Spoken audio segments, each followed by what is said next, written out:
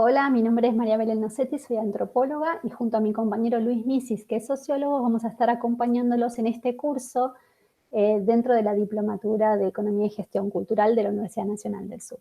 Nuestro curso se llama Antropología y Gestión Cultural. Ustedes van a encontrar en la plataforma Moodle tanto las plantillas de cada clase, en donde ustedes tienen la guía de bibliografía obligatorias y sugerida, con las que nosotros vamos a organizar el discurso dentro de cada uno de los videos.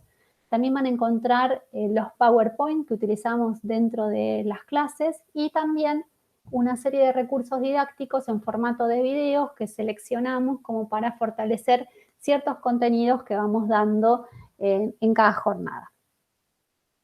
Bien, les comento que vamos a tener 3 clases teóricas. La cuarta clase, la idea es hacerla de manera sincrónica y de una forma de evolución respecto de algún tipo de consigna de evaluación que vamos a ir dando durante la segunda clase, así que vamos a ir dialogando al respecto a través de los foros.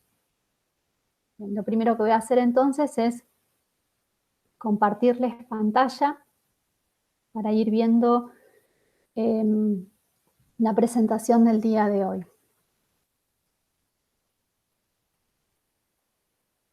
Bien.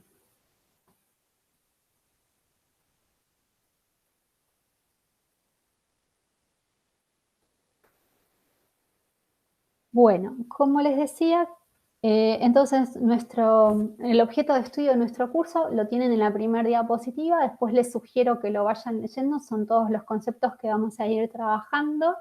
La idea es que los tengan en cuenta al momento de ir desarrollando la lectura de los textos. Cualquier cosa nos van escribiendo al foro del curso. Bueno, la primer consigna es un poco diferenciar a dos disciplinas que de alguna manera están hermanadas en su surgimiento, que luego se dividieron bastante a lo largo del siglo XX, pero luego se volvieron a unir y a integrar en lo que podríamos decir el siglo XXI. Antropología y sociología son dos disciplinas que surgen en el fervor de los acontecimientos de mitad, diríamos, de fines y mitad del siglo XIX. A fines del siglo XIX se van a ir consolidando, ya en el siglo XX aparecen en las distintas universidades europeas como cátedras inicialmente, y más o menos en la década del 10, del 1910, aparecen las primeras titulaciones. Es bien interesante porque les digo que surgen hermanadas y de manera conjunta, porque se desarrollan en el espacio de las insurgencias y con la intención de dar respuesta a los grandes conflictos sociales que surgieron, por un lado, en Europa, a partir de lo que fue lo que nosotros llamamos las consecuencias de la revolución industrial, las distintas revoluciones proletarias y obreras que se fueron dando desde 1848 prácticamente hacia el 1900 y que refirieron a las protestas de las poblaciones proletarias en función de sus condiciones de vida, en función de su precarización laboral, de sus condiciones cada vez más paupérrimas y la riqueza, digamos, de cómo algunos pocos se iban enriqueciendo en el contexto de este capitalismo que surgía con una división del trabajo internacional. Ustedes saben que había países que entregaban materia prima y era Europa quien los procesaba y los volvía a vender a esos países, ¿no? Entonces aparece toda esta división de imperios o países primermundistas y países periféricos o países que de alguna manera se constituyen en lo que va a ir siendo luego, mucho más adelante, llamado el tercer mundo, ¿no? Entonces, en este fervor de estas insurgencias y con una suerte de pensamiento, si se quiere, homogéneo en función de significados y sentidos, aparece la sociología como una disciplina con la intención de explicar por qué ocurrían estos espacios anómicos, por qué aparecían estos malestares, qué es lo que estaba generando o qué es lo que se necesitaba modificar en la organización social para apaciguar estas situaciones. Y por otro lado, la antropología era aquella ciencia de lo social también, pero incluida en el espacio de la alteridad, en el lugar donde había un mundo totalmente distinto al europeo, un mundo donde los significados y sentidos eran otros, en donde había otras organizaciones sociales y que había que buscar entonces comprenderlas, entenderlas, para también de alguna forma mediar ante aquellos conflictos que surgían en aquellos espacios que eran las colonias.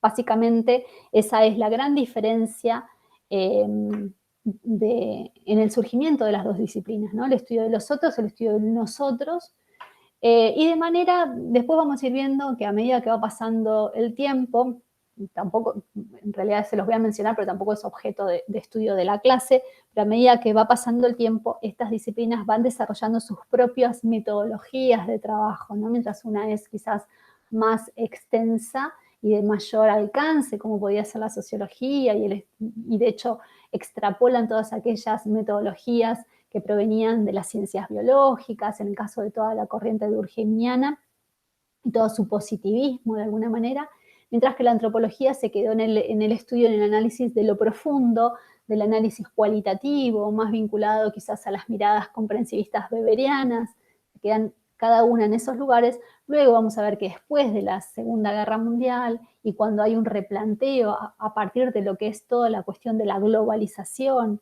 y de la integración de las comunidades y de la imposibilidad ya, por ejemplo, de ver comunidades aisladas en una isla o solas en el Amazonas sin vínculo con lo blanco, cuando ya es imposible pensar en mundos que estuviesen con comportamientos estancos, sino que la globalización nos genera una interconexión de manera extrema.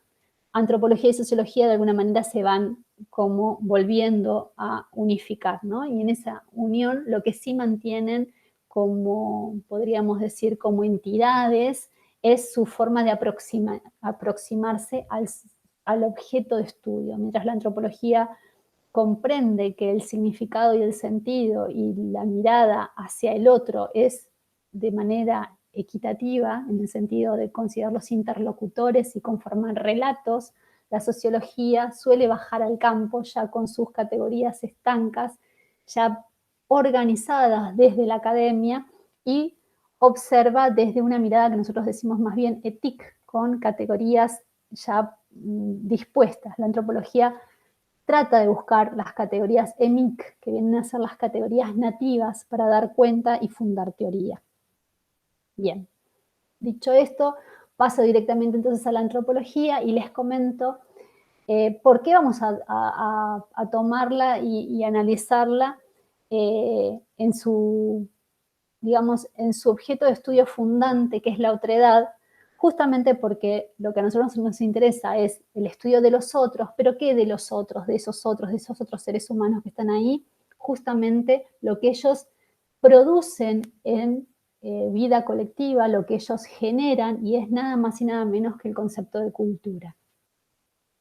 Ahí yo les traigo un dibujo que está tomado o está fundado en uno de los textos que ustedes tienen para leer, que es la introducción del libro La Otredad, de Boivin, Rosato y Arribas, en donde van a ver que los autores plantean la existencia de tres momentos a lo largo de la historia de la disciplina, en donde nosotros podemos diferenciar al otro, a ese que constituye la alteridad, de manera distinta, diversa o desigual en función de los conceptos que están de alguna manera sosteniendo el paradigma de mirada del antropólogo hacia la otredad. Vamos a arrancar entonces con fines del siglo XIX y hasta 1914, con el inicio de la Guerra Mundial, prácticamente, de la Primera Guerra Mundial prácticamente, y vamos a hablar de entonces del paradigma que en realidad ya venía siendo el paradigma central desde hacía más de un siglo, dentro de lo que es el espacio de las ciencias sociales, que es el evolucionismo. Bien, en el espacio del evolucionismo, lo que nosotros vamos a llamar básicamente, y que va a ser también en algún punto, no es lo mismo, claro está, pero de alguna manera va a tener luego la perspicacia de seguir en continuidad hacia lo que van a ser luego las teorías positivistas. Nosotros vamos a entender acá a la cultura como una producción singular. Si bien ahí dice 1975, en el caso de la cita, está tomado un libro que está editado en 1975, es de principios del siglo XX, el concepto de Taylor, que dice: la cultura es un todo complejo que comprende conocimientos, creencias, artes, moral, derecho, costumbres y cualquier otra capacidad y hábito adquirido por el hombre en tanto miembro de una sociedad. La cultura es acumulativa. El concepto de cultura acá proviene y es tomado del concepto de cultivar, de cultivo, viene de la agricultura.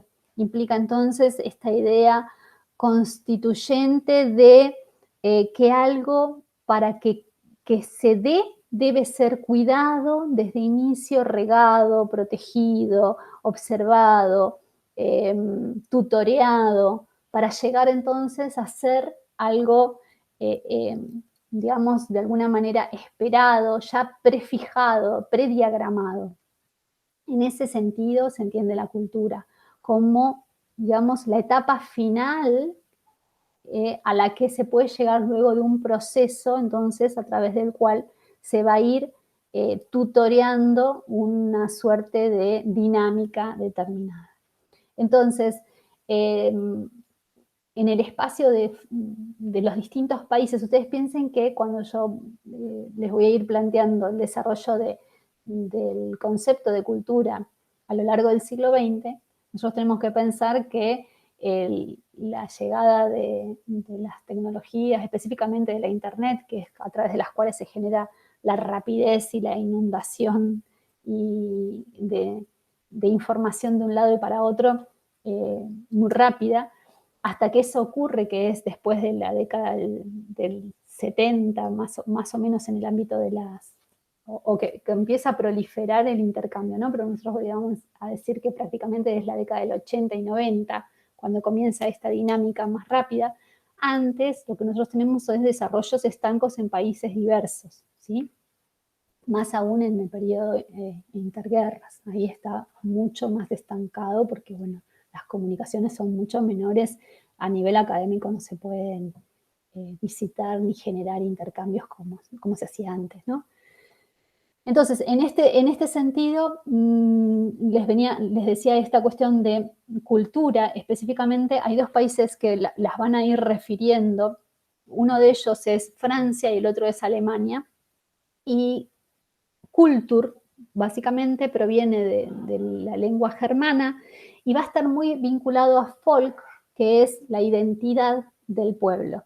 Entonces, Kultur y folk de alguna manera se van a ir desarrollando entre sí, de ahí toda esta raigambre que tenemos con el concepto de cultura, con el folclore y la vinculación con el pueblo, es de alguna manera una herencia de esos primeros vocablos que se utilizaron específicamente en la Academia Alemana para referir entonces a esta cuestión de lo propio, en este sentido de ciertos procesos y desarrollos que se sostienen en el tiempo y que de alguna manera refieren a este concepto de identidad. Por otro lado, en el ámbito de la Academia Francesa, cultura, que tenía que ver con cultivar, va a referir entonces a la cuestión de la civilización. Entonces, para los franceses, la cultura tenía que ver con la civilización, tenía que ver con esta cuestión de la tecnología, muy desarrollado con la técnica, y van a ir generándose miradas distintas que finalmente la Academia Británica las va a unir. Y va a decir, entonces la cultura, y de hecho va a ser Taylor desde el ámbito inglés, desde donde va a salir diciendo justamente la cultura imbrica ambas miradas, ¿no? Lo civilizatorio es el producto mayor a la que puede llegar un pueblo que tiene cierta folk, cierta identidad, cierta forma de pensarse y que en el tiempo ha ido acumulando tecnología, ha ido acumulando conocimiento y llega a su máxima expresión, que es la civilización. En este sentido, entonces, van a aparecer autores que van a ir escribiendo y van a proponer la cuestión de estadios respecto de la evolución humana y van a, de alguna manera, a homologar qué es lo que pasa en la vida de un ser humano con lo que pasa en la vida de la sociedad. Entonces, este concepto de ciclo de vida que tenemos los individuos como seres vivos, en donde tenemos una infancia, una adolescencia y una adultez, eso mismo va a ser homologado a la vida en sociedad, en donde se va a suponer que evolutivamente, si para lo individual existe esas etapas, para lo social debieran existir esas mismas etapas. Entonces va a existir una etapa de infancia en donde lo más importante son los instintos y esa etapa de infancia se va a llamar el salvajismo, en donde la norma todavía no ha sido de alguna manera asimilada y va a llegar, y va a tener que ir siéndolo asimilada con el tiempo, en donde van a ir apareciendo, y lo vemos a nivel individual, alguien que tutorea de alguna manera y va acompañando y va organizando, pero de alguna manera esta persona que va creciendo tiene ires y venires, que no terminan de ser domados, entre comillas. Esa va a ser la etapa de la barbarie y que para la vida individual es la adolescencia. Y la etapa de la adultez, donde la norma ya está de alguna manera asimilada, donde ya la persona sabe cómo moverse y ya tiene derechos y deberes adquiridos y demás, esa es la etapa del adulto en la vida individual, y en el espacio de lo social se va a llamar la civilización. Entonces, esta conceptualización de manera homóloga entre la vida individual y la vida social lo que provoca es la aparición de estos estadios: salvaje, bárbaro y civilizado. El estadio civilizado, por supuesto, es la vida de la sociedad europea, ¿sí? Entonces, es el único espacio donde nosotros vamos a encontrar la generación de cultura. Cultura, entonces, es ese todo complejo que comprende todos esos conocimientos, saberes adquiridos, pero en su máxima expresión para este tiempo, ¿no? Todo aquello que no encaja en ese espacio de lo civilizatorio, todo aquello que llegado al momento de la adultez no está contemplado y contenido en esa singularidad, es anormal, ¿sí? Está fuera de la norma, de ahí el concepto, o es degenerado. Es también un concepto que es muy utilizado en este paradigma evolutivo. Está degenerado, está como fuera de la generalidad, está apartado. Entonces hay que desarrollar distintos tipos de procedimientos para volverlo a la generalidad o para volverlo a la norma, ¿sí? Esos distintos procedimientos puede ser la educación, puede ser, y si la educación no es suficiente, puede ser el castigo disciplinar, que puede ser la prisión, o puede ser la consideración de alguien con necesidad de una medicalización. Entonces nosotros tenemos ahí las dos grandes instituciones que de alguna manera normatizan, ¿no? La educación, lo jurídico, perdón, las tres grandes instituciones: la educación, lo jurídico y lo médico. Por todas esas instituciones deambula entonces el proceso de socialización, que finalmente es el proceso mediante el cual vamos a homogeneizar comportamientos, sentires, actitudes y demás para que sean previsibles y de esa manera dominados, sería el concepto. ¿Qué pasa acá con el arte, no? El arte, de alguna manera, el arte si encaja dentro de las normas esperadas, es reservado a la civilización, y de ahí también nosotros empecemos a pensar todas estos resquicios que tenemos muchas veces de que el arte solo es arte si tiene ciertos parámetros de estética, ¿no? Bueno, estas formas de pensar el arte surgen en esta época, ¿sí? En esta época evolucionista. Pensemos cuántas veces nosotros nos encontramos con estas maneras de pensar y de sentir y de gestionar el arte, y cuánto de evolucionista puede llegar a tener. Lo que no encaja acá es degenerado, es anormal, o simplemente no es arte, es artesanía, por ejemplo, o es bricolage, básicamente. Bueno, yo acá les traje, en función de esto, después chusmen en las diapositivas cuando se los subamos al Moodle, algunas diapositivas que tienen figuras tienen abajo la referencia en el espacio de notas, de donde son tomadas. Pero fíjense, ¿no? Las dos diapos que están, la central y la que está mirando la pantalla del lado izquierdo, son vasijas de la época mochica, son de la cultura mochica, que es una cultura que se desarrolla en Perú entre el 800 y el 1000, 1100 después de Cristo. Es una cultura que básicamente ha desarrollado piezas maravillosas y magníficas. Algunas de ellas las tenemos también en exhibición en el Museo de la Plata. Bueno, como antropóloga alguna vez me ha tocado codificarlas y demás, y me parecía interesante traérselas acá. Son sumamente complejas. Y la otra que tienen al lado es una vasija europea del siglo XVII, y fíjense, bueno, en el espacio de lo artístico eso sería el arte, ¿no? Eso se referiría un poco a esta cuestión de arte, y lo otro sería una cuestión de artesanía, sobre todo por la consideración degenerada de estas representaciones, porque no encajarían en la moralidad de la época en las cuales fueron descubiertas y vistas. Tenían que ver también con toda una cuestión de... El arte mochica tiene mucha representación de el arte erótico, y sobre todo lo que tenía que ver con el goce del acto sexual sin posibilidad de reproducción. Entonces hay muchísimas referencias a distintos tipos de actos sexuales, y durante mucho tiempo fue considerada degenerada, ¿sí? Y no mostrada y oculta y demás, cuando tiene básicamente el análisis que hacen hoy por hoy los arqueólogos y los artesanos y las personas, y los especialistas en artes vinculados a el arte precolombino o de la colonia, tienen un desarrollo extremadamente complejo.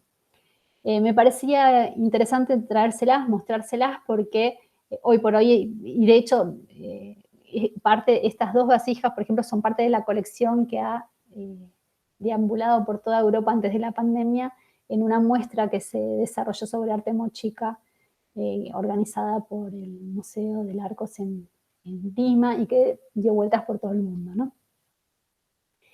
Esta cuestión, entonces, de la otredad en el espacio del evolucionismo habla de la diferencia, entonces considerada como un estadio, ¿no? Entonces el otro, acá la otredad es considerada como diferente. Diferente implica también en un lugar de subalteridad, o sea, en un lugar, digamos, en un escalón, por decirlo de alguna manera, subalterno al propio. Y esto es bien importante, porque estos estadios de los cuales yo les nombraba, salvaje, bárbaro y civilizado, en realidad fueron generados por antropólogos, específicamente por Henry Maine y por Louis Morgan, uno en Inglaterra y el otro en Estados Unidos. Ambos eran abogados, y ambos referían entonces a formas de pensamiento y de acción que incluso de alguna manera negaban la condición de humano a quienes estaban en estadios, digamos, inferiores a la civilización.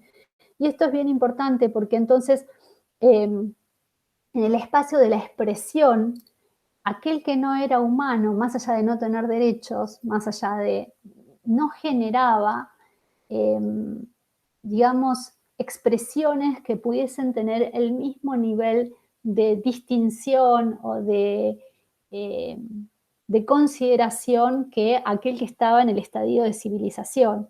Y en esto nosotros tenemos que pensar mucho más atrás. Por ejemplo, se me viene a la cabeza, y ustedes lo habrán visto, la película La Misión, cuando se muestra cómo los indios guaraníes existe todo un procedimiento a través del cual se los declara humanos, y se los declara humanos nada más y nada menos que porque tienen la capacidad de cantar, y ese canto se asemeja al canto de los monaguillos en Europa, se asemeja y parece que tuvieran alma. Entonces, es por esa similitud de cercanía con lo conocido, con lo europeo conocido, es que se los considera pasibles de tener alma, ¿no?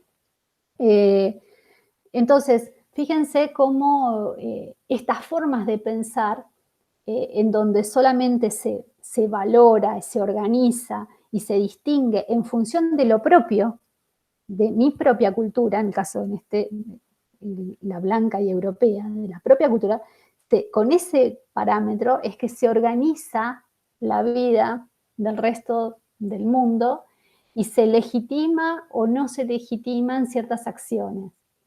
Eh, Pensemos, por ejemplo, también la persecución a los pueblos originarios en Argentina, ¿no? Prácticamente la desaparición de la cultura Selknam en Tierra del Fuego, justamente porque eran considerados del estadio salvaje, ni siquiera eran bárbaros, al menos los mapuches eran bárbaros.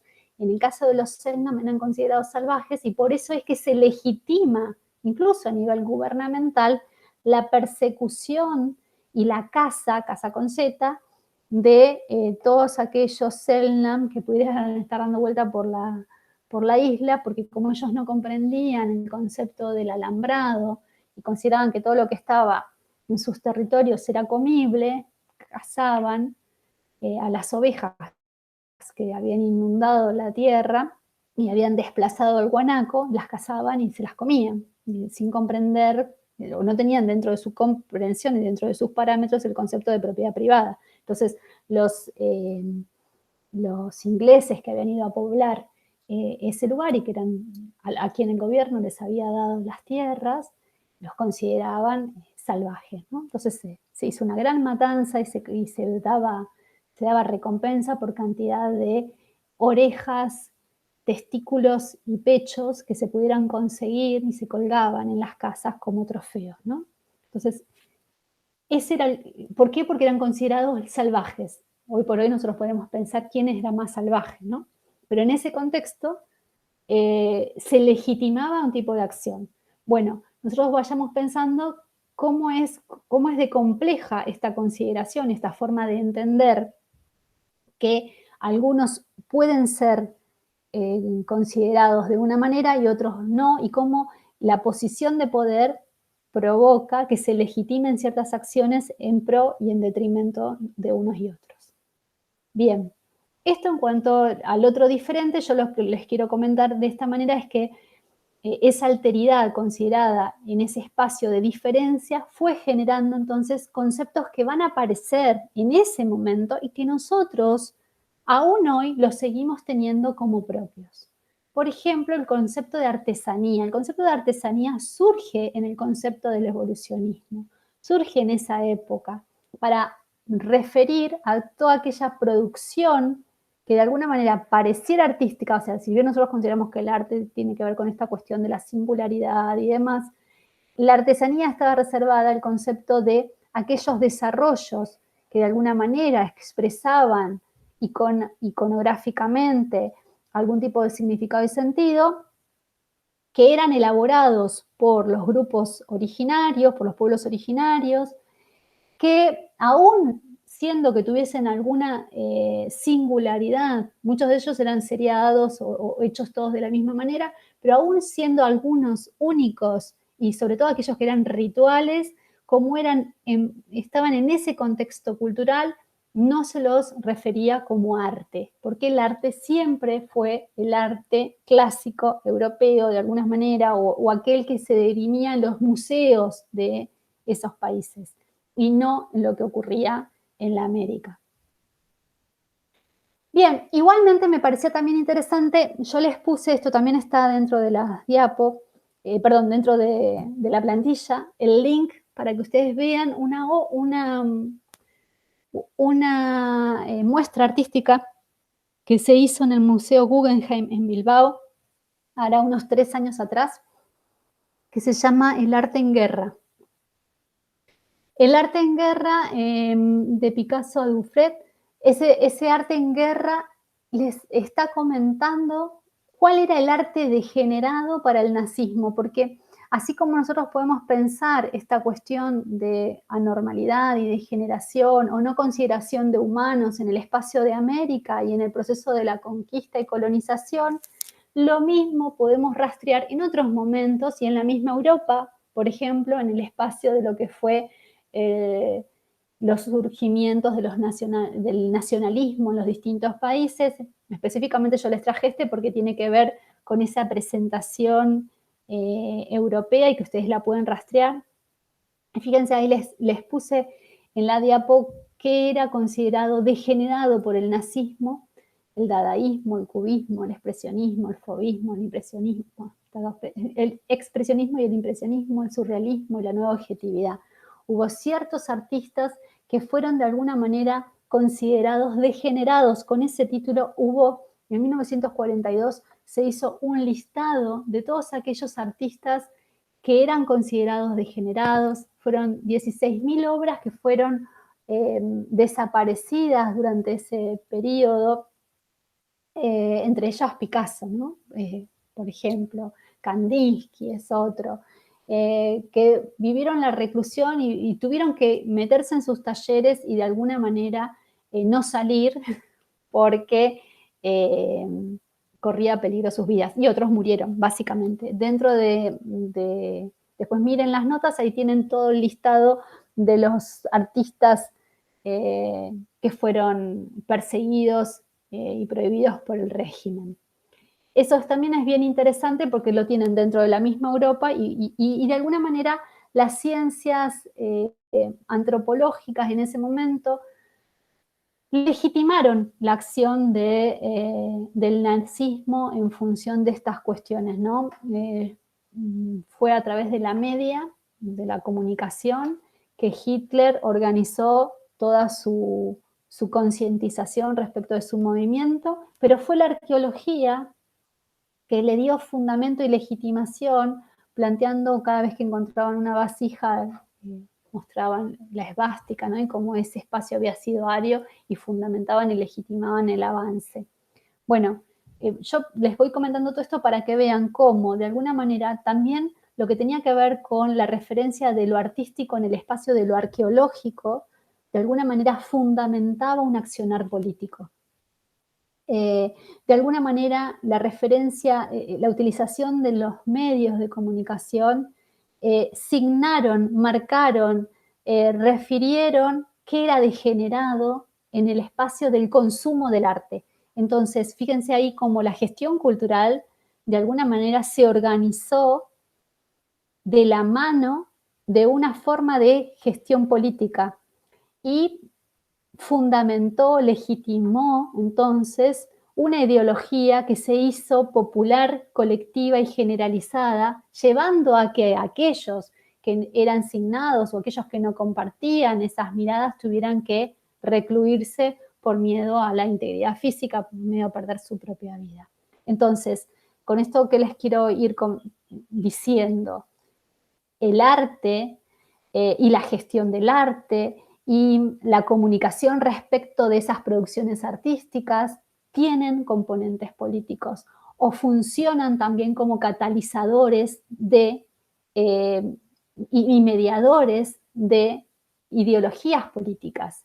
Constituyen muchas veces transmisores, legitimadores de ciertas manifestaciones políticas, y eso no se nos tiene que escapar de la cabeza cuando nosotros gestionamos, cuando nosotros empezamos nuestro proceso, nuestro proyecto de gestión cultural. ¿Qué es lo que quiero decir políticamente respecto de ciertas cosas? Porque básicamente es una forma de decir, es una forma de pararse, es una forma de mirar el mundo y no mirarlo de otra manera, ¿sí? Eso me parece importante. O sea, el arte no es neutro, el arte, ustedes bien lo saben, el arte tiene una posición, toma una posición de alguna manera. Y muchas veces nosotros como actores, como gestores políticos, como gestores del arte, podemos gestionarlo de una manera específica, pero después en el devenir de la obra y cómo va a deambular y cómo va a desarrollarse y las dinámicas, vamos a ir viendo que se nos puede escapar esa, esa posición inicial que propusimos y se puede reinventar y se puede de alguna manera, eh, digamos, contar otra historia que quizás no era la que nosotros quisimos contar. Pero bueno, esa es parte del juego de la dinámica del arte. Bien, una vez, digamos, llegado a 1914 y con todo este, imagínense Europa con todo este surgimiento antisemita que ya venía teniendo desde la guerra prusiana, desde el fin de la guerra entre Prusia y Francia, cuando Francia pierde, y dado el caso Dreyfus y demás, había todo un sentir antisemita ya en el 1900. Imagínense, entonces el surgimiento de estos espacios de intolerancia eran comunes ya en Europa y ya preocupaban a investigadores como Durkheim, que es el padre de la sociología. ¿Sí? Acuérdense que Durkheim es hijo de familias judías y es una de las cuestiones que él va a analizar fuertemente, el vínculo de la educación y la religión y el tema del antisemitismo. Entonces, va a empezar a aparecer esta cuestión de la anomia como de ahí yo siempre digo a mis alumnos en sociología, de ahí el horror de Durkheim a la anomia, ¿no? Porque él veía como en el contexto de la insurgencias nacionalistas aparecía la posibilidad de la muerte de quienes eran, entre comillas, distintos, diferentes. Bien, eh, en el proceso entre guerras aparece una mirada justamente en oposición al evolucionismo, justamente porque se están observando estas aberraciones que generan los nacionalismos, estas manifestaciones. A ver, lo mismo pasaba en España con la aparición del nacionalismo de Franco en las décadas del 20 y 30, lo mismo va a pasar lo que ocurre con Mussolini, con Hitler, por supuesto. O sea, estas apariciones tan extremas en donde hay tanta intolerancia va a generar que la antropología se desdiga, de alguna manera, empiece a deshacerse de conceptos como el de cultura de manera singular. Va a decir, lo primero que va a decir la antropología es, este concepto de cultura llevó a otro concepto de la mano, que es el racismo, la raza, el concepto de raza y racismo, que es un concepto, el concepto de raza deviene de la biología. Como la antropología, como la sociología, son ciencias que surgen a posteriori de las ciencias naturales. Ustedes recuerden que las ciencias naturales se constituyen como ciencia en el siglo XVII, ¿sí? Entonces, como las ciencias naturales ya tenían un gran recorrido para cuando aparecen las ciencias sociales, y las primeras ciencias sociales aparecen en el siglo XVIII, que son las ciencias políticas, la economía y demás, esas ciencias iniciales, las ciencias sociales, van a tratar de homologarse para tener el mismo estatus de científica que las ciencias naturales. Para ello van a extrapolar ciertas palabras que son propias de las naturales al espacio de lo social. Y de ahí viene, por ejemplo, la mirada del darwinismo social. Ahí viene la palabra de raza, por ejemplo, que se extrapolan de lo biológico y se tratan de utilizar en lo social, generando problemáticas graves como el racismo, ¿sí? De ahí entonces que la antropología ve con horror eso y dice, no, nosotros no podemos seguir avalando estas situaciones, porque aparte los antropólogos vivían con aquellos otros totalmente distintos que eran los grupos aborígenes y van empezando a conocer y a tomar dimensión, empiezan a estudiar sus lenguas, están en el terreno, viven con ellos, empiezan a darse cuenta que aquello que creía la cultura europea de que lo único complejo era su propia cultura, en esa comparación era arbitrario e irreal.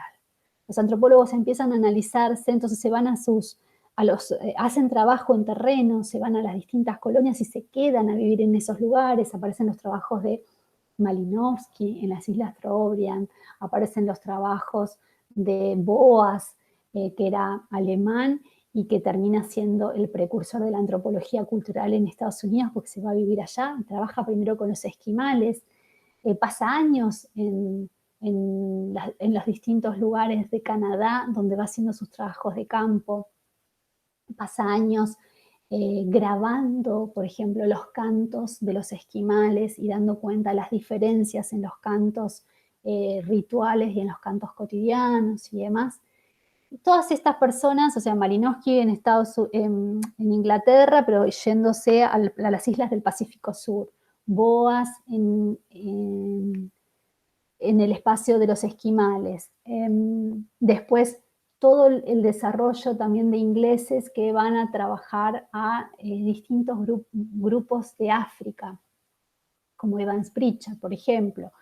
Van a desarrollar grandes monografías a través de las cuales van a ir dando cuenta de la lengua y de las distintas organizaciones institucionales que tienen que ver con lo jurídico y lo religioso como los espacios en donde se desarrollan distintas complejidades, para culminar diciendo que la cultura es todo aquello que produce el hombre en sociedad y que no hay hombre que no tenga entonces cultura, que la cultura es un concepto que de alguna manera es universal a toda la humanidad.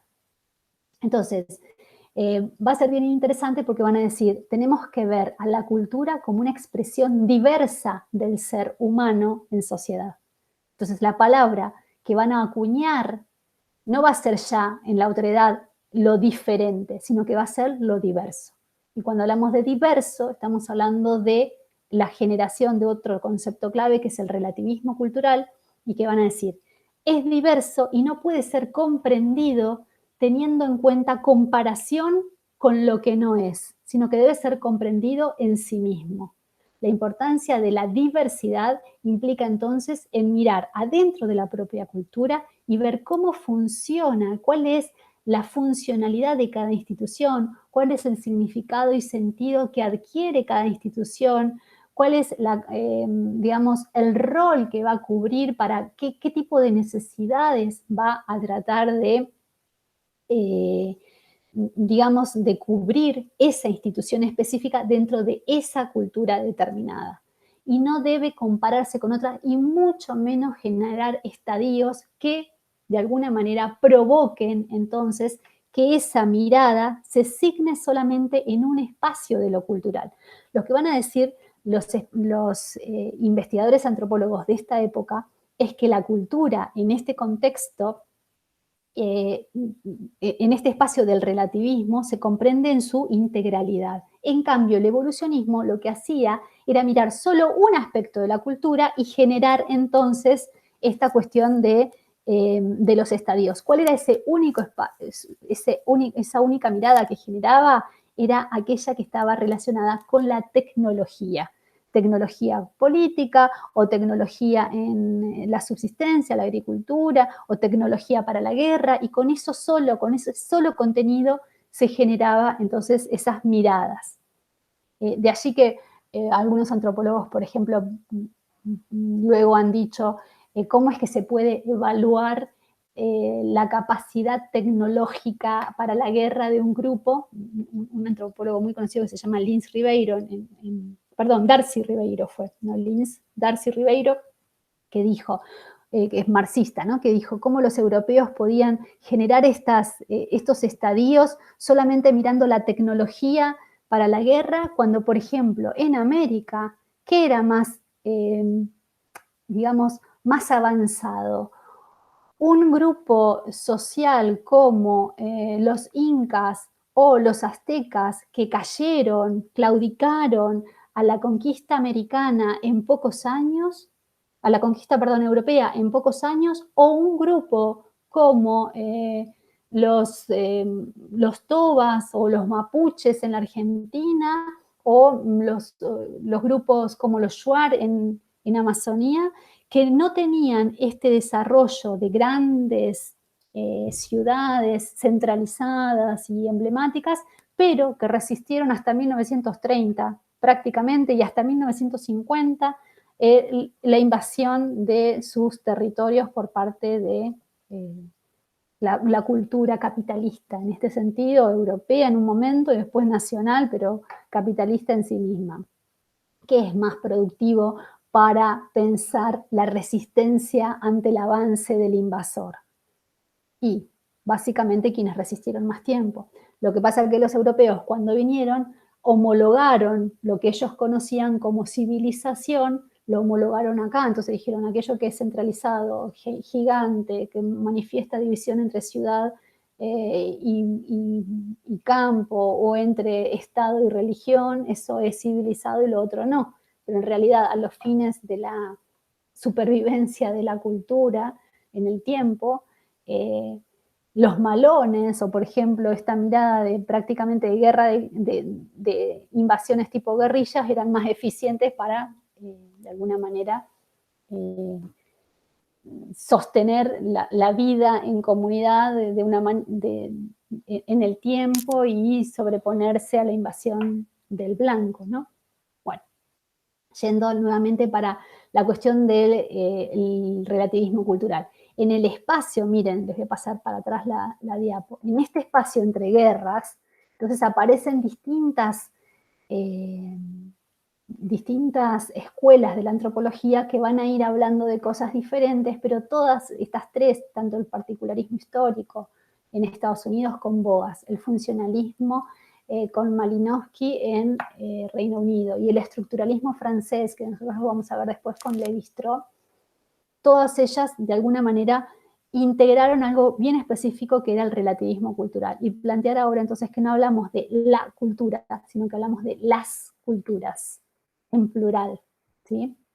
Las culturas y como particularidad de la especie humana. Ellos se van a dedicar, todos estos autores, a tratar de explicar, en todo caso, cómo es que se pasó evolutivamente de la vida de la animalidad a la vida en el espacio de lo cultural.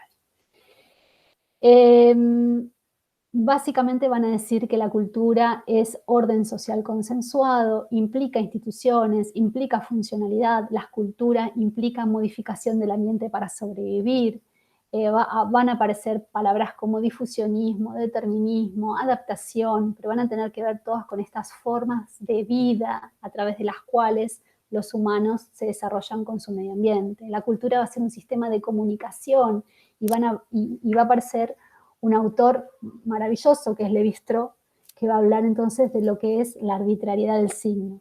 De todos estos grupos de escuelas, a mí me interesa traerles el estructuralismo francés, justamente porque en el espacio del arte, Lévi-Strauss es un autor que ha generado cambios en toda esta cuestión del estudio del arte como una especificidad.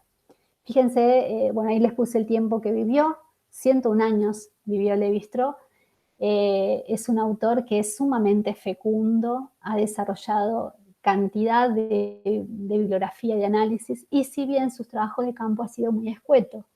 Su trabajo de campo se desarrolla en Brasil, específicamente en la zona de la Amazonía, con los grupos Bororo, Inambicuara y Cabadeo. También escribe un libro que se llama Tristes Trópicos. Creo que lo puse, no se los puse, pero bueno. Tristes Trópicos, parece que alguna imagen, sí.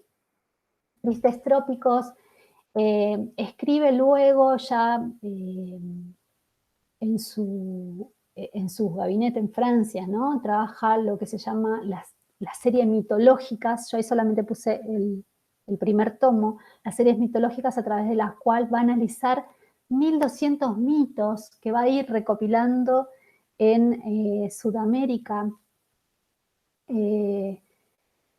Tiene 3 tomos, es de los libros más difíciles para leer en antropología. Luego se va a dedicar al estudio de otras expresiones artísticas como las máscaras y demás. Pero bien, lo que me parece sumamente interesante de Lévi-Strauss es que él va a entender a la cultura como un sistema de signos estructurado, de acuerdo a ciertos principios que rigen el funcionamiento del intelecto humano. Él va a decir que la vida en sociedad está desarrollada a través de una estructura, ¿sí? Es como un esqueleto, ese esqueleto de alguna manera se puede percibir su organización y su forma de existencia a través de manifestaciones. Esas manifestaciones nosotros las podemos ver en distintos sistemas. El sistema del parentesco, en el sistema del arte, en el sistema de los mitos, en el sistema de la religión en general. O sea, son en esos sistemas, en el sentido de que están organizados estructuralmente, nosotros podemos tener, a través de esos sistemas, nosotros podemos tener acceso a la estructura subyacente. En el pensamiento de Lévi-Strauss va a estar de alguna manera ligado eh, las premisas del psicoanálisis de Freud, de alguna manera, las premisas estructuralistas del lenguaje de Jacobson. Vamos a encontrar todo eso, digamos, ligado y desarrollado de manera tal que él arma una metodología a través de la cual considera que ciertas manifestaciones pueden ser subdivididas en elementos como la lengua, ¿no? que tiene sus fonemas, o sea, homologa el estudio de la lengua a través de estructuralismo lingüístico, ¿no? El estudio de los fonemas y la forma en que se construyen las palabras, de la misma manera para sus análisis respecto de, en este caso, los mitos, y hablar de mitemas, ¿no? Que son los pequeños elementos a través de los cuales, digamos, la unidad mínima a través de la cual se puede dividir un mito y de la cual se pueden de alguna manera entrelazar unos con otros, que vamos encontrando en distintos lugares, pero siempre sostener una misma estructura. Es bien interesante. Una de las cosas más importantes, bueno, lo mismo va a decir él respecto del parentesco, ¿no? Nosotros no lo vamos a tratar acá, pero para que ustedes sepan, Lévi-Strauss es quien dice que el pasaje del mundo de la vida humana en condición de animalidad al mundo de la vida humana en condición cultural se da cuando aparece la ley de prohibición del incesto. Y él, cuando analiza todos, no sé cuánto, la cantidad de sistemas parentales que analiza a nivel mundial,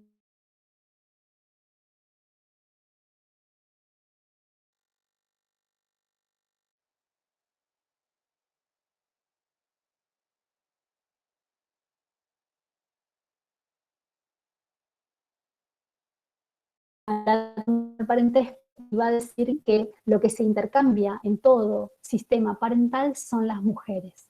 Y va a hablar y va a ser quien enuncie la teoría de la exogamia. Bueno, nosotros no lo vamos a ver acá, pero lo que le quiero decir a ustedes es que siempre buscó, de alguna manera, cuáles eran las estructuras que organizaban la vida de lo social. Y sobre esa estructura, cuáles son aquellos elementos mínimos que se pueden, de alguna manera, identificar como fonemas o como mitemas, o como en este caso el átomo del parentesco, que de alguna manera es ese átomo, digamos, en cualquiera de esos sistemas, es lo que él va a ir buscando en las distintas construcciones para ir viendo cómo se combinan. Entonces él lo que va a decir es, tiene una teoría bien sistémica, que lo que importa es la organización de los elementos en función de sus relaciones, no el elemento en sí, sino cómo se relacionan entre ellos. Eso mismo lo va a llevar al análisis de lo artístico, ¿sí? Él va a decir, el arte está en la mitad de camino entre lo científico y lo mítico, supone una lógica de representación y no es en sí misma una entidad, ¿sí? Sino que su funcionalidad es la trascendencia del significado en la comunidad que lo interpreta. Esto es bien interesante.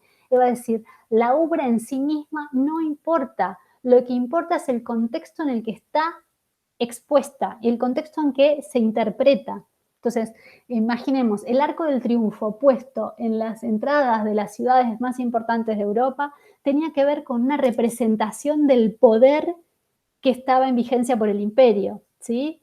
Ese arco en ese lugar no es solamente la importancia del arco en sí misma, que la forma, no. Lo importante es el contexto en el que está expuesto, el contexto de la significación.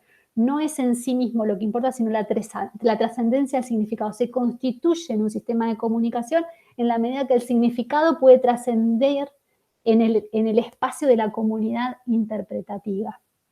Eso es bien importante.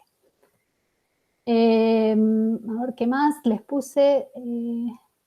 bueno, después si les interesa alguna cuestión de los mitos me lo preguntan, pero bueno, básicamente él lo que va a ir haciendo es esta conformación y esta búsqueda entonces de cuál es el mito general, va a tratar de buscar cuál es el mito universal, va a decir que todas las comunidades en el mundo tienen una relación, aparece siempre un mito de la creación, este mito de la creación tiene que ver con referir entonces a las formas en que se organiza la vida y cuál es el lugar, por ejemplo, de los varones en este espacio.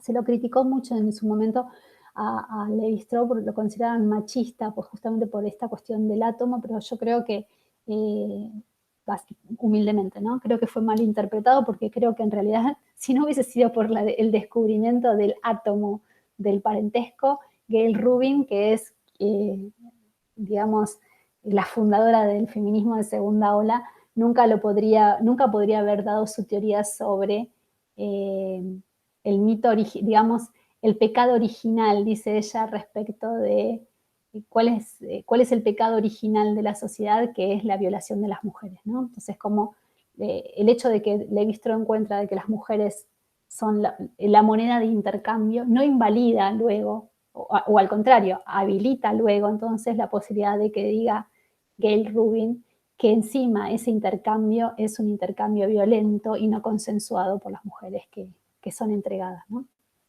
Es bien interesante. Yo creo que sin este descubrimiento no se podría haber dado todo el desarrollo posterior de todo el feminismo en segunda ola.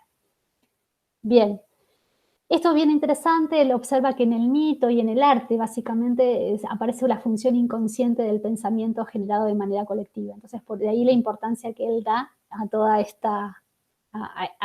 esta forma de poder de alguna manera darse cuenta de qué es lo que se está queriendo decir con esa forma iconográfica de decir, pero no decir. Por eso para él el arte tiene esa habilidad. Tiene una lógica, es igual que en ese sentido es igual que la ciencia, es lógico, tiene una racionalidad, tiene una técnica y demás, pero su significado y sentido debe ser de alguna manera desentrañado y comprendido en el contexto de una comunidad de significado específica. Sin ese contexto no puede ser comprendido ni interpretado. Eso es distinto a la ciencia, que la ciencia por sí misma debiera ser comprendida e interpretada, digamos, en realidad no debiera ser interpretada, sino demostrada, ¿no? Bien, para terminar la tercera ola, digamos, de la otredad, esto es posterior a la Segunda Guerra Mundial y que tiene que ver ya con estas miradas más específicas de la, digamos, de la alteridad, que va a ir al concepto de desigualdad. ¿Qué va a aparecer? Va a aparecer una reflotación, digamos, un reflotado de las teorías marxistas.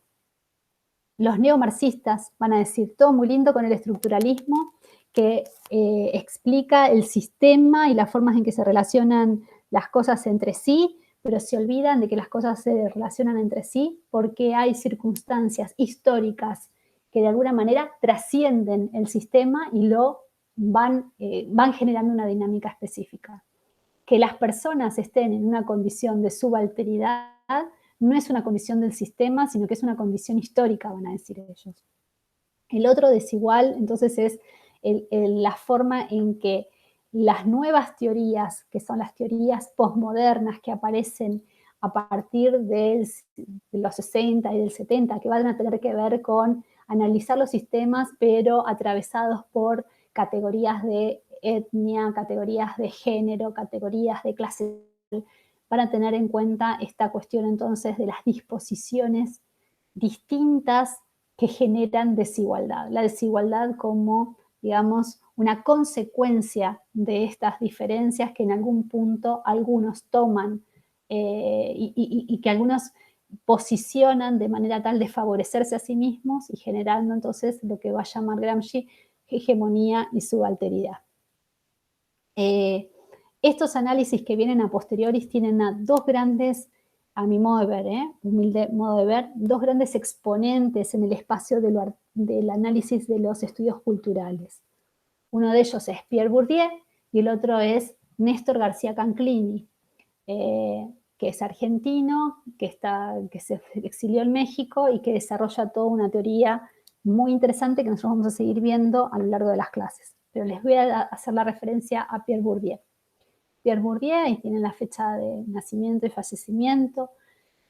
Escribe un libro en 1979 que se llama La Distinción. La Distinción, en ese libro, que es bellísimo, al que quiere después se lo paso, lo tengo en PDF, es un libro bellísimo y que tiene es tan maravilloso que dentro de los anexos también están puestas hasta el cuestionario que utilizó, las estadísticas que se generaron, todo lo que es el material de campo está puesto en el libro, así que maravilloso. En este libro lo que hace él es llevar su teoría de lo social al análisis del gusto. Para comprender cuál es la teoría de lo social en Bourdieu, se las voy a recordar, se las voy a mencionar rápidamente a aquellos que no la conocen, si cualquier cosa me preguntan, pero Bourdieu, lo que él genera una teoría propia, que es lo que nosotros conocemos como la superación del objetivismo y del subjetivismo, y es la unión de esas dos miradas. Entonces él va a decir, en lo social existen dos cosas, lo social hecho cuerpo y lo social hecho cosa. Lo social hecho cuerpo es el hábitus. El hábitus viene a ser todas aquellas formas, aquellas estructuras estructurantes que estructuran, dice él. Todas aquellas formas de ser que nosotros vamos asimilando durante el proceso de socialización, que de alguna manera se nos meten a nivel subjetivo y generamos que nuestra forma de ser en el mundo la accionemos, la hagamos cuerpo, la hagamos acción, ¿sí? Y por otro lado existe dentro de lo social, que lo puse acá, es el campo, que es el espacio donde se dan unas relaciones de fuerzas a través de las cuales los agentes, o sea, él no habla de actores, habla de agentes. Les digo por qué, porque dice que los agentes son tipos de actores que se agencian, que tienen un poder de agenciarse para conseguir ciertos bienes y ciertos capitales, perdón. Capitales, él va a decir que existen capitales económicos, cultural, simbólico y social que están en disputa dentro de los campos y que dentro de los campos entonces hay ciertas reglas, ciertas formas de disputar los capitales y los agentes están en constante lucha por agenciarse el detentar esos capitales. El capital económico es el dinero, básicamente, el poder adquisitivo y demás. El capital cultural está muy en relación con el simbólico. El capital cultural es todo aquello que obtenemos como procesos de asimilación y de conocimiento, adquisición. Lo simbólico es aquello que tenemos para demostrar que tenemos eso otro en el espacio de, por ejemplo, un título, el hecho de haber sido educados, todo el conocimiento adquirido es el capital cultural, pero el hecho del diploma específico, de la universidad específica con ese sello es simbólico. Me implica entonces una relación con cierto grupo cultural determinado. Y el capital social son todos esos contactos, esas redes familiares, esas redes de amigos que tenemos que de alguna manera nos sostienen y nos hacen ser parte de una red determinada. Bien. Él lo que va a decir en el espacio de la distinción es que el gusto, o sea, el desarrollo de una selección de un tipo de consumo u otro en el espacio del arte, del ocio, tiene que ver con una condición de clase, con una condición de pertenencia a una clase socioeconómica determinada, una clase socioeconómica, no, una clase social determinada, y que me hace ser parte de eso y no de otra cosa. El gusto también implica la distinción, implica el poder diferenciarme de otros y que los otros también me asuman parte de un grupo distinto al de ellos mismos. Entonces él va a decir, existen distintos tipos de gustos. Él va a encontrar en Francia específicamente para la década del 70 estos tipos de gustos. El gusto popular, el gusto medio, el gusto de la clase alta. El gusto de la clase alta es el lujo, la elección por ostentar, para gastar fortunas, pero para diferenciarse de, él habla de el gusto por la música clásica, el gusto de no ir a los museos, sino de ir a la galería de arte, por ejemplo, el de gastar fortunas en un vino determinado, ¿sí? El de hacer deportes que tienen que ver con las cuestiones náuticas o los caballos, ¿sí? Y que acceder a esos espacios genere sumamente una distinción en el sentido de que no cualquiera puede darse el lujo de pagar eso, sino que ellos se van corriendo a esos lugares. La clase media trata, este consumo burgués, que trata de consumir lo que las clases altas legitiman, es la clase más, él dice, es la clase más dócil, porque la clase alta trata de imponer hegemónicamente ciertas cuestiones de distinción y la clase media hace lo imposible por accederla, hace lo imposible por llegar allí y pueden hacer gastos excesivos en función de su vida, o sea, es irracional, dice, la clase media llega a ser irracional por su consumo, por tratar de ser parte de algo a lo que nunca va a llegar. Pero es la clase que generalmente va corriendo el espacio de la ostentación, porque va tratando de llegar, como por ejemplo, pensémoslo en el caso de ir a Disney para los 15, por darles un ejemplo. A medida que eso se popularizó, la clase alta buscó otro nicho donde ostentarse. ¿Sí? Antiguamente era un nicho de la clase alta, ahora es la clase alta buscará otros nichos distintos y más de menor acceso popular. El gasto popular es un gasto funcional y útil, dice Bourdieu. Es un gasto consciente, saben, hasta acá llego, no voy a gastar más que esto, y es un gasto inmediato.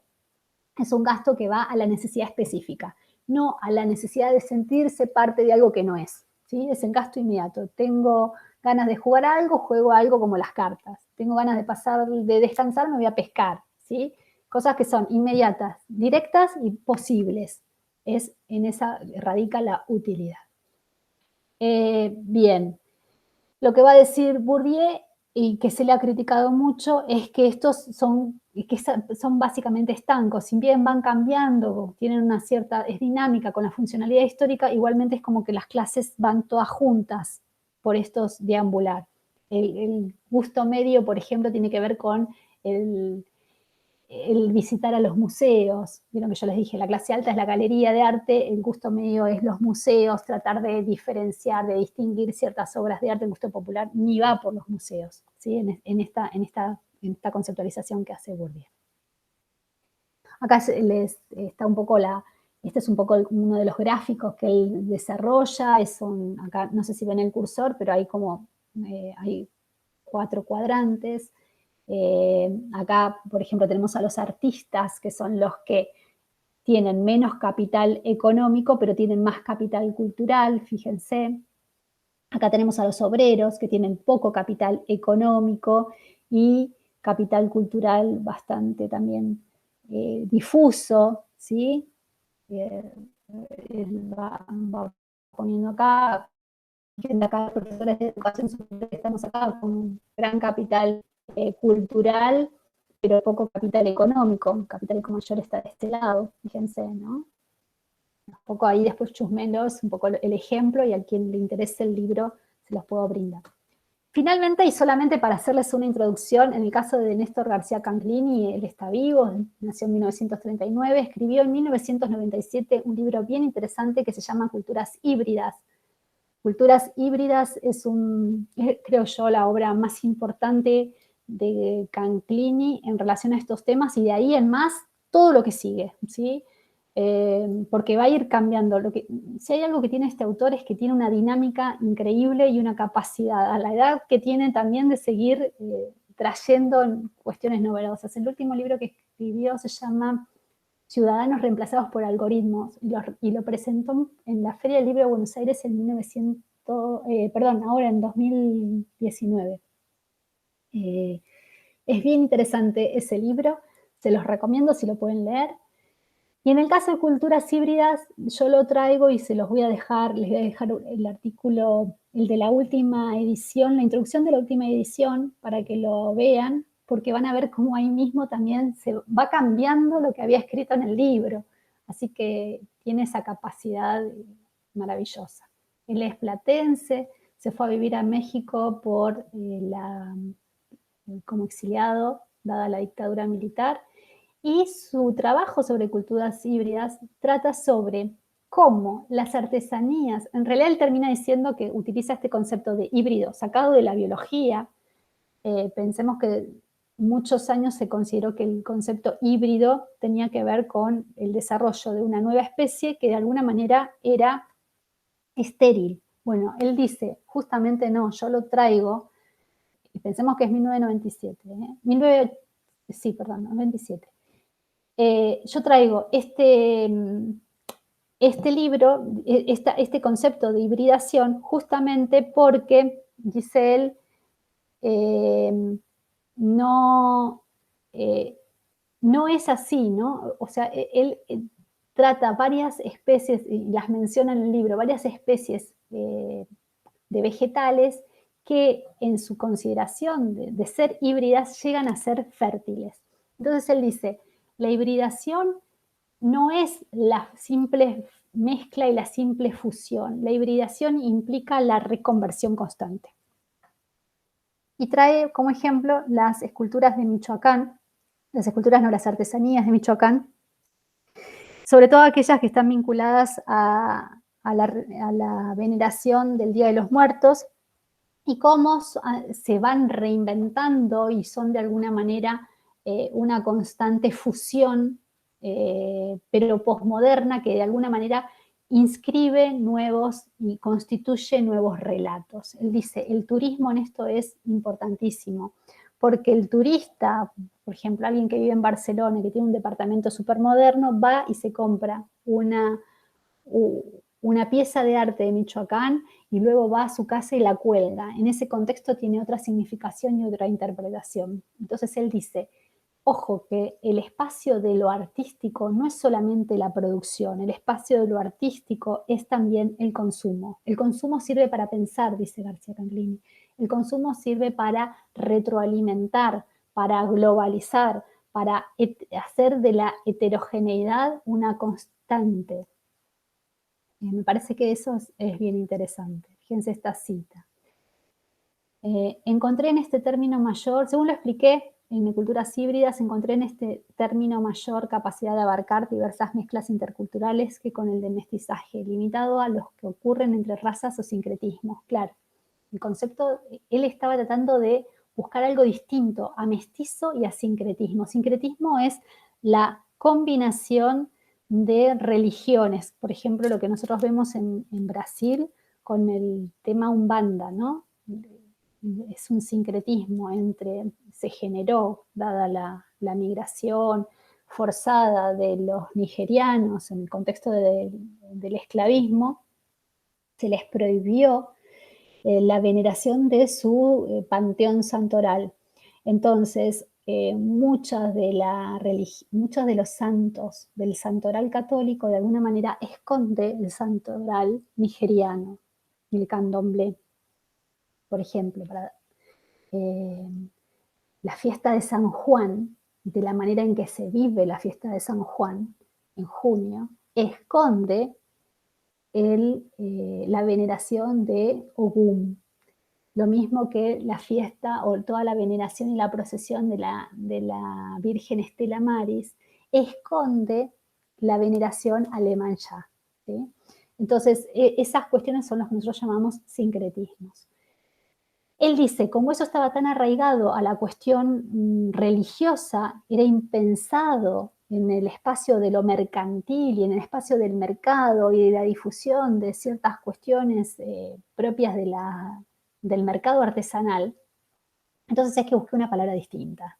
Y esta palabra me parece que es la hibridación, porque la hibridación implica la reconversión. Ningún artesano quiere mantener él dice así, ¿no? Ningún artesano de Michoacán quiere mantener sus raíces de manera tal que le impidan comer. O sea, seamos lógicos. Para poder generar que la olla esté siempre llena, hay que reinventarse continuamente y buscar cómo ingresar en el mercado del turismo y en el mercado artesanal. Entonces él analiza toda esa cuestión brillantemente en ese libro y va diciendo cómo, y no es que ellos consideren que están agrediendo a su cultura, al contrario, la están vinculando. Hay una imagen bien interesante en el video que les dejo de una artesana de Michoacán que se le pide para una exposición en un museo europeo, se le pide que haga una nueva obra, y ella hace, después del 11 de septiembre fue, una obra en la cual pone al dios de la muerte, o sea, a la muerte, en el contexto de las Torres Gemelas, y dos banderas, una estadounidense y otra mexicana, justamente porque de los muertos mexicanos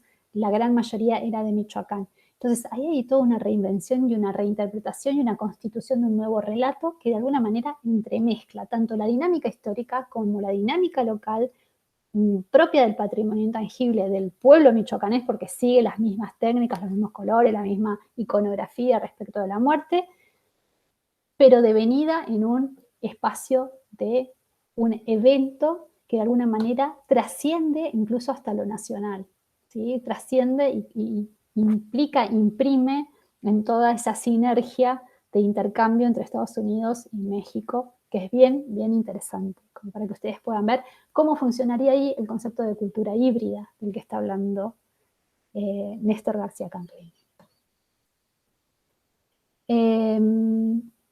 Fíjense cómo ocurre, ¿no? Este es otro extracto que les seleccioné. A veces esto ocurre de modo no planeado o es el resultado imprevisto de procesos migratorios, turísticos y intercambio económico comunicacional, pero a menudo la hibridación surge de la creatividad individual y colectiva, no solo en las artes, sino en la vida cotidiana y en el desarrollo tecnológico. Para él es importantísima cómo la tecnología y los eventos comunicacionales y la importancia de la más media, y en este último libro que les digo sobre los algoritmos, la importancia de las empresas que funcionan a través de los algoritmos como Google, por ejemplo.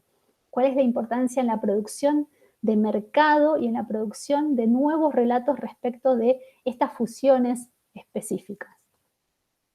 Bueno, acá les agregué algunas cuestiones de algunos.